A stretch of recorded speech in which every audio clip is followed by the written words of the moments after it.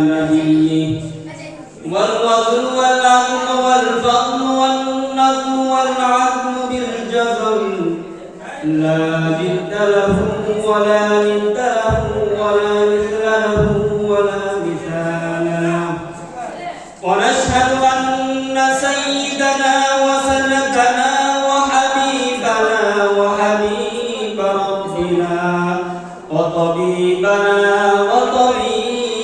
قلوبنا ومولانا ومولانا محمدا عبده ورسوله أرسله بالحق بشيرا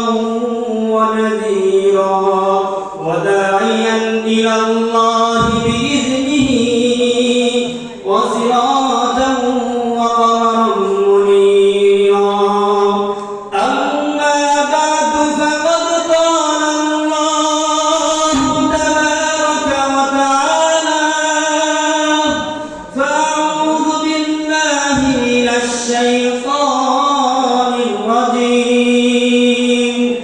بسم الله الرحمن الرحيم قل إن كنتم تحبون الله فاتبعوني يحببكم الله ويغفر لكم ذنوبكم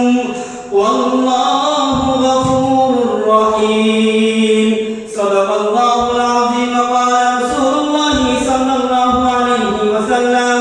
حتى أكون أحب إليه من والده وولده والناس أجمعين أو كما قال عليه الصلاة والسلام سبحانك لا علم لنا إلا ما علمتنا إنك أنت العليم الحكيم رب اشرح لي صدري ويسر لي أمري واحلل عقدة من لساني يفقه قولي ربي يسر ولا تعسر وتمم علينا بالخير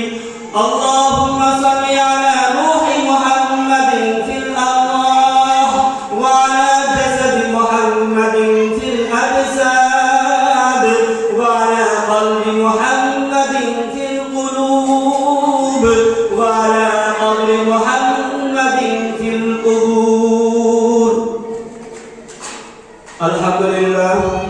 জামিয়া রহিমা ইসলামিয়া রহিমা মাদ্রাসা কর্তৃক আয়োজিত আজকের এই মাহফিলে জামির সম্মানিত সভাপতি প্রধান অতিথি বিশেষ অতিথি প্রধান মেহমান বিশেষ মেহমান প্রধান আলোচক ও বিশেষ আলোচক কমিটিগণ বৃন্দ মুআজ্জাজ মুকাররম জাতির মাথার মুকুট তার সালাম দিয়া হযরত উলামায়ে কেরাম ও আমার সামনে উপস্থিত এই বাংলার দূর দূরান্ত থেকে আগত আল্লাহ পাকের আশিকিন জাকিরিন শাকিরিন মুহিব্বিন মুরাব্বিন আইজাম কলিজার টুকরা ইসলামের ছোট ভাই আমার সমবয়সী যুবক বন্ধুগণ অথবা এলাকার বিভিন্ন স্তরের সম্মানিত মাথাপিছু মুরব্বিনে কেরাম আল্লাহ পাকের দরবারে লাখ কোটি শুকর ও সুজুদ যে মহান রব্বুল আলামিন আমাকে আপনাদের সকলকে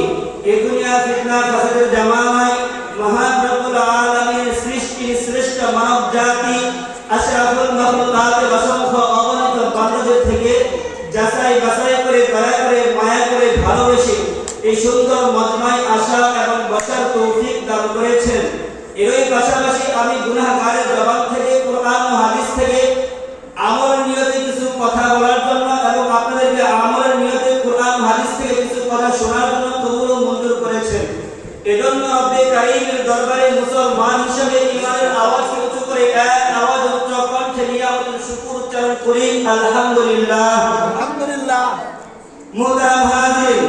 আমি আপনাদের সামনে আল্লাহ পাক জাল্লে জালালুহু ওয়া শানুর সৃষ্টির শ্রেষ্ঠ মহাগ্রন্থ পবিত্র আল কোরআন শরীফের মধ্যে হতে 3 নম্বর পারা 13 নম্বর পৃষ্ঠার 3 নম্বর লাইনের মাঝখানে সূরা আলে ইমরানের 31 নম্বর আয়াতে কারীমা পাঠ করেছি এবং বিশ্বনবী সরওয়ারে জালাল নবী জনাব মুহাম্মদ রাসূলুল্লাহ সাল্লাল্লাহু আলাইহি ওয়াসাল্লামের অসংখ্য হাদিস শরীফ থেকে একখানা হাদিস শরীফ পাঠ করেছি অতএব তেলাওয়াত আয়াত ও হাদিসের আলোকে উভয়টাকে সমন্বয়ে সময়ের এই সংক্ষিপ্ত পরিসরে যতটুকু সম্ভব আমি আপনাদের মাঝে কিছু আলোচনার আশা করব ইনশাআল্লাহ তাআলা মুহতারাম হাজির